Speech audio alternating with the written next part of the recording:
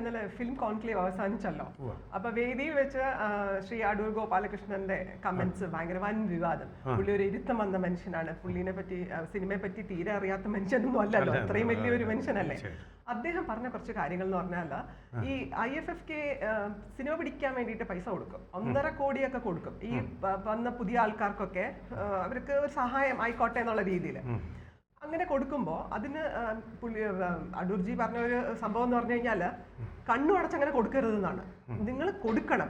ഈ വരുന്ന പുതിയ ആൾക്കാർ, അത് പെണ്ണുങ്ങളായാലും ശരി, പെണ്ണുങ്ങൾ സാധ്യം കഴിവുള്ള സംവിധായകർ നമുക്കുണ്ട്. അതേമാതിരി വരുന്ന പെണ്ണുങ്ങളായാലും ശരി, SSTക്കാരാണെങ്കിലും ശരി, അവർക്ക് ഒന്നും മാനദണ്ഡങ്ങൾ അങ്ങനെ ഒന്നും വെക്കാതെ കറക്റ്റായിട്ട് എല്ലാവരും ഒരേമാതിരി കാണണം എന്നുള്ളതാണ്. അവർക്ക് നല്ല 3 മാസം കൃത്യമായിട്ട് ട്രെയിനിങ് കൊടുത്തിട്ട് നിങ്ങൾ പൈസ കൊടുത്തു. ഈ 1.5 കോടി എന്നുള്ളത് 50 വെച്ച് 3 പേർക്ക് കൊടുക്കുക. ഇങ്ങനെയൊക്കെയാണ് പുള്ളി പറഞ്ഞത്. അത് വൻ വിവാദമായി. പെണ്ണുങ്ങൾ അവരുടെ പെണ്ണുങ്ങൾ കാടിറക്കി, അയ്യോ പെണ്ണുങ്ങൾ അങ്ങനെ പറഞ്ഞു, അങ്ങനെയൊക്കെ എങ്ങനെ പറയാൻ പാടും. അവസാനം SSTക്കാർ, പുഷ്പവതി എന്ന് പറഞ്ഞ സിംഗറുണ്ട്, അവര് പറഞ്ഞു അയ്യോ ഇത്രയും കാലം ദളിതരെ ഞങ്ങൾ അനുഭവിച്ചതിന് കൈയും കണക്കുമില്ല, അങ്ങനെയുള്ള ആൾക്കാരെയാണ് നിങ്ങൾ ഈ പറയുന്നത്, ഞങ്ങൾ ഒരുപാട് അനുഭവിക്കുന്നുണ്ട്, നിങ്ങൾക്ക് അത് അറിയാത്തതുകൊണ്ടാണ് അവര് പറഞ്ഞു. മന്ത്രി സജി ചെറിയാൻ പറഞ്ഞു, ബിന്ദു പറഞ്ഞു ഞങ്ങൾ ഇത് പാലിക്കുക തന്നെ ചെയ്യും, ഞങ്ങൾ അവർ കൊടുക്കാൻ നേരിട്ട് ഞങ്ങൾ കൊടുക്കുക തന്നെ ചെയ്യും. അടൂർജി പറഞ്ഞത് ഇത് സാധാരണ മനുഷ്യരുടെ നിന്ന് വാങ്ങിക്കുന്ന ടാക്സിന്റെ പൈസയാണ്, അത് നല്ല രീതിയിൽ നിങ്ങൾ ഉപയോഗിക്കൂ, സിനിമാക്കാർക്ക് വേണ്ടി തന്നെ ഉപയോഗിക്കൂ, പക്ഷെ അത് കൃത്യമായിട്ട് ഉപയോഗിക്കും, ഇത്രേ പറഞ്ഞോളൂ. അപ്പോ ശ്രീകുമാരൻ തമ്പി സാർ അങ്ങേര് പറഞ്ഞു, ഹേമ കമ്മിറ്റി റിപ്പോർട്ടിന് വേണ്ടിയിട്ട് നിങ്ങൾ അതിനു വേണ്ടി ചെലവാക്കിയ പൈസ അതിന്റെ ഫലം എന്ത് കണ്ടു, ഹേമ കമ്മിറ്റിയിൽ എന്തുണ്ടായി ചോദിക്കുന്നതിൽ ന്യായമില്ലേ സാർ? തീർച്ചയായിട്ടും 100% ഞാനതിനെ പിന്തുണയ്ക്കുന്നു. കാരണം എന്താണെന്ന് വെച്ചാൽ ഈ കോൺക്ലേവ് കൊണ്ട് യാതൊരു പ്രയോജനവും ഉണ്ടാവില്ല. 100%. കുറേ ആൾക്കാർ വന്നിരുന്നു, അവിടെ വന്നിരുന്ന് കാപ്പി കുടിച്ചു, പിന്നെ കശുവണ്ടി കഴിച്ചു, ബിരിയാണി കഴിച്ചു, പിരിഞ്ഞു. ഇതിനപ്പുറം ഒരു കുന്തവും സംഭവിക്കാൻ പോകുന്നില്ല. ഹേമ കമ്മിറ്റി റിപ്പോർട്ട് എന്തുവായിരുന്നു അന്നത്തെ ഒരു ഹൈപ്പ് എന്ന് പറയുന്ന കേരളത്തിൽ, ഇപ്പോൾ എന്തോ സംഭവിക്കാൻ പോകുന്നു. അഗ്നിപർവ്വതം പൊട്ടാൻ പോകുന്നു, ജ്വാലാമുഖികൾ തകരാൻ പോകുന്നു എന്നൊക്കെ പറഞ്ഞായിരുന്നല്ലോ പ്രതീക്ഷകൾ വാനത്തോടെ ഉയർന്നത്. അന്നും പെണ്ണുങ്ങൾ പീഡനം അനുഭവിച്ചു, ഇപ്പോഴും അനുഭവിച്ചുകൊണ്ടിരിക്കുകയാണ്. അതാണ് പറഞ്ഞത്. കോടതിയും ഇത് കേട്ടു, സ്വകാര്യ മൊഴികൾ കേട്ടു, സിനിമയിലെ വൻ സ്രാവുകൾ തന്നെ ഇതിൽ പ്രതികളാണെന്ന് വന്നു. ഇതെല്ലാം വാർത്തകളായിട്ട് വന്നിട്ട് ഇപ്പോഴും മാന്യന്മാരായിട്ട് അവർ നടക്കുകയാണ്. അവരുടെ രാഷ്ട്രീയ സ്ഥാനമാനങ്ങളും വെച്ചിട്ട് സുഖിച്ച് ആഡംബരത്തിൽ കഴിയുകയാണ് അവരെല്ലാം. ഈ പെൺകുട്ടികൾ, പാവപ്പെട്ട പെൺകുട്ടികളെ അവരെ പീഡിപ്പിച്ച, അവരെ ഇല്ലാതാക്കി, അവരുടെ ജീവിതം കശാപ്പ് ചെയ്ത ആൾക്കാർ സുഖിമാന്മാരായിട്ട് ഇവിടെ ഇപ്പോഴും വാഴുകയാണല്ലോ. ഹേമ കമ്മിറ്റിയെ വെച്ച് കോടിക്കണക്കിന് രൂപ നിങ്ങൾ മുടക്കി ശമ്പളവും കൊടുത്തിട്ട് കമ്മിറ്റി റിപ്പോർട്ട് സമർപ്പിച്ചപ്പോൾ നിങ്ങൾ പറയുകയാണ് മൊഴി കൊടുക്കണം. എങ്കിൽ പിന്നെ അവർക്ക് നേരത്തെ ആ മൊഴി കൊടുത്താൽ പോരായിരുന്നു. അതിൻ്റെ മേലെ FIR എന്തിനായി കമ്മിറ്റി എന്ന് പറയുന്ന പോലെ എന്തിനായി കോൺക്ലേവ്? ഇത് അടൂർ ഗോപാലകൃഷ്ണൻ വളരെ വ്യക്തമായിട്ട് പറഞ്ഞു. താൻ നേരത്തെ സിനിമാ നയം ഉണ്ടാക്കാനാ പോലും പറയുക. എൻ്റെ കോണ്ടസ്റ്റ് എന്താ വെച്ചാൽ ശ്രീകുമാരൻ തമ്പി, സിനിമയെ ഏറെക്കാലം കണ്ടിട്ടുള്ള ശ്രീകുമാരൻ തമ്പി, സിനിമകൾ സംവിധാനം ചെയ്തിട്ടുള്ള ഫീൽഡിൻ്റെ അനുഭവങ്ങളുള്ള ശ്രീകുമാരൻ തമ്പി പറഞ്ഞു, കേരളത്തിലെ ഏറ്റവും കൂടുതൽ ആ എക്സ്പീരിയൻസ് ഉള്ള ആൾ ശ്രീകുമാരൻ തമ്പി സാർ തന്നെ, വേറെ ആരുമില്ല അതിന് സമമായിട്ട്.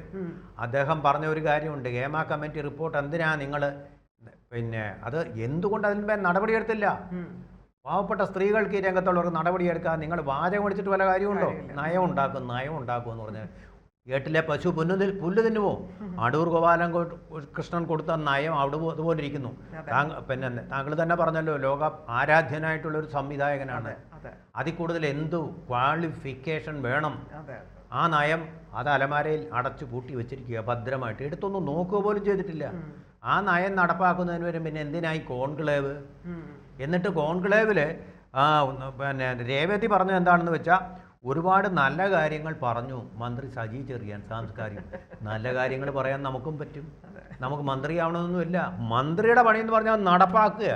എന്തെങ്കിലും കുന്തം ഇവിടെ നടപ്പാക്കിയിട്ടുണ്ടോ ഈ സാംസ്കാരിക മന്ത്രി? സിനിമാ നയത്തിന് എന്തിനാ കോൺക്ലേവ്? അടൂർ ഗോപാലകൃഷ്ണൻ്റെ റിപ്പോർട്ട് അതും പണം കൊടുത്ത് നമ്മൾ സ്വീകരിച്ചു, അതുപോലെ. അതുപോലെ തന്നെ എനിക്ക് ഏറ്റവും ഇഷ്ടപ്പെട്ട അടൂർ ഗോപാലകൃഷ്ണൻ ഒരു കാര്യം, IFFK എന്നും പറഞ്ഞൊരു വലിയ ആഘോഷം ഇവിടെ നടക്കാറുണ്ട്. ഇതിപ്പോൾ എന്താ സംഭവിക്കുന്നത്? ഞാൻ കണ്ടിട്ടുണ്ട്, മടുത്ത് പോകാതിരിക്കുക. നല്ല സിനിമകൾ വരുന്നുണ്ട്, സെലക്ട് ചെയ്യുന്നുണ്ട്. പ്രത്യേകിച്ചും ബീന പോൾ ഇരുന്ന കാലത്ത് നല്ല സിനിമകൾ സെലക്ട് ചെയ്ത് കൊണ്ടുവരും. ഇപ്പോൾ ഒരു പ്രഹസനമായിട്ട് മാറിയിരിക്കുക. കുറേ കോളേജ് പിള്ളേരും എല്ലാം കൂടെ ആൺകുട്ടികളും പെൺകുട്ടികളും കൂടെ കെട്ടിപ്പിടിച്ച് വന്നിരുന്ന് അവർക്ക് രമിക്കാനുള്ള ഒരിടമായിട്ട് മാറിയിരിക്കുന്നു. ഒന്നത് അടൂർ ഗോപാലകൃഷ്ണൻ പറഞ്ഞ അതാണെന്നേ.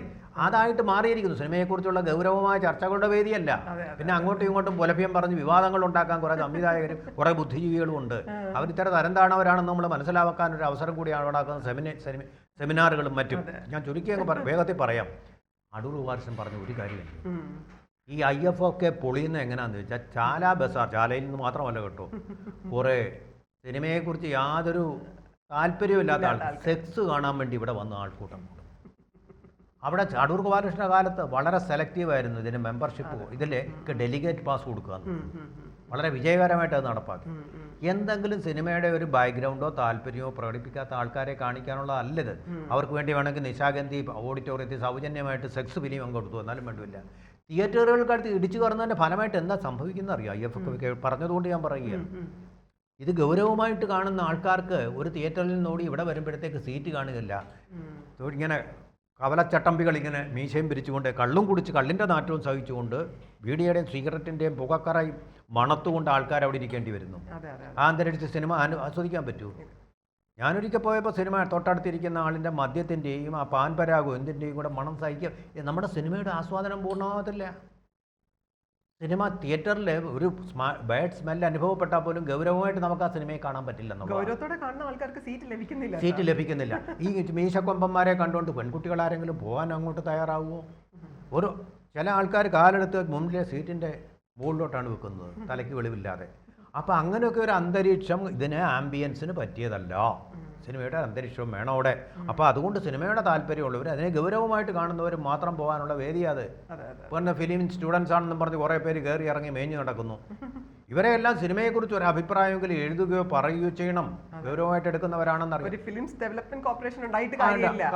കാര്യമായിട്ട് അല്ലേ നടത്താനുള്ള ആൾക്കാർ ചുണയുണ്ടാവണം. അതെ. ഒരു കാര്യം കൂടെ ഞാൻ പറയാം. ഹേമ കമ്മിറ്റി റിപ്പോർട്ട് പോലെ ഇതൊരു ഏട്ടിലെ പശുവായി തന്നെ ഇരിക്കും, അവിടെ ഇരിക്കും. ഈ കോൺക്ലേവിൽ ഇത് നയം ഒന്നും നടപ്പാക്കാൻ പോകുന്നില്ല. നമുക്ക് കോൺക്ലേവിൽ ഏറ്റവും പ്രധാനപ്പെട്ട കാര്യം എന്താണ്? WCC പറഞ്ഞതുപോലെ സ്ത്രീകളുടെ സുരക്ഷ ഉറപ്പാക്കണം. ഒരു തരത്തിലും അത് ഉറപ്പാക്കാൻ പോകുന്നില്ല. അവരെ ചൂഷണം ചെയ്യുക, അവരുടെ പരാധീനത, അവർക്ക് സിനിമയിൽ അഭിനയിക്കണ്ടേ, അതിനും വേണം ചാൻസ് തരത്തില്ലെന്ന് പറഞ്ഞു കഴിഞ്ഞാൽ ഈ പരാതി എങ്ങോട്ടും പോകുന്നില്ല.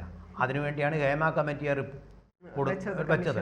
ഹേമ കമ്മിറ്റി പറഞ്ഞിരുന്നത് ഒരു മുൻ ജഡ്ജിയല്ലേ അവർ പറഞ്ഞ കാര്യങ്ങൾ വിശ്വസിച്ച് നടപടിയെടുക്കണ്ടേ? ഈ നടന്മാർക്കെതിരെ, മഹാനടന്മാർക്കെതിരെ TV-യിലും സിനിമയിലും നിറഞ്ഞു നിൽക്കുകയാണ് ഈ കുറ്റവാളികളായിട്ടുള്ള മഹാനടന്മാരെല്ലാം. അവർക്ക് ആരാധകരും ഇഷ്ടം പോലുണ്ട്, ഫാൻ ക്ലബ്ബുകളുണ്ട്. അപ്പം അങ്ങനെ വരുമ്പോൾ എന്ത് നയമാണ് നിങ്ങൾ കുന്തമായി ഇവിടെ നടപ്പാക്കാൻ പോകുന്നത്? ആദ്യം അവരെ അറസ്റ്റ് ചെയ്യൂ, നടപടിയെടുക്കൂ. അതിന് കൂട്ടുനിൽക്കുന്ന പെണ്ണുങ്ങളും ഉണ്ടല്ലോ, താരങ്ങള്. അല്ല, വേറൊരു കാര്യമുണ്ട്. അവരെ അറസ്റ്റ് ചെയ്ത് കഴിഞ്ഞാൽ വേറൊരു കുഴപ്പം കൂടെ ഉണ്ട്. ആ 2 കന്യാസ്ത്രീകളെ എന്ന് പറയുന്നത് പോലെ വലിയ ആരാധക ബന്ധത്തിന്റെ വോട്ടുണ്ട്. വേടനെ അറസ്റ്റ് ചെയ്തപ്പോൾ കണ്ടില്ലേ പ്രതിഷേധം? അപ്പൊ അടുത്ത കേസും ഉണ്ടായിട്ടുണ്ടല്ലോ. വേടന്റെ ആരാധകരല്ലേ കൂടുതൽ. ആരാധകർ കൂടുതലുള്ളവരെ അറസ്റ്റ് ചെയ്ത് കഴിഞ്ഞാൽ ഗവൺമെന്റ് രാഷ്ട്രീയമായിട്ട് തന്നെ പ്രതികരിക്കും. അതാണ് വരുന്നത്. ഛത്തീസ്ഗഡിലും അത് തന്നെ അല്ലേ സംഭവിച്ചത്? വോട്ട് ബാങ്ക് ഉള്ളവരുടെ അറസ്റ്റ് എന്ന് പറയുന്നത് ഒരു ഗവൺമെന്റും ചെയ്യുന്ന കാര്യമല്ല. അവർ പേടിയാണ് ഈ വോട്ട് ബാങ്കിനെ. അതടിസ്ഥാനമാക്കിയുള്ളവർ ജനാധിപത്യമാണ് ഇന്ത്യയിൽ നിലനിൽക്കുന്നതെന്നും വ്യക്തമാണ്.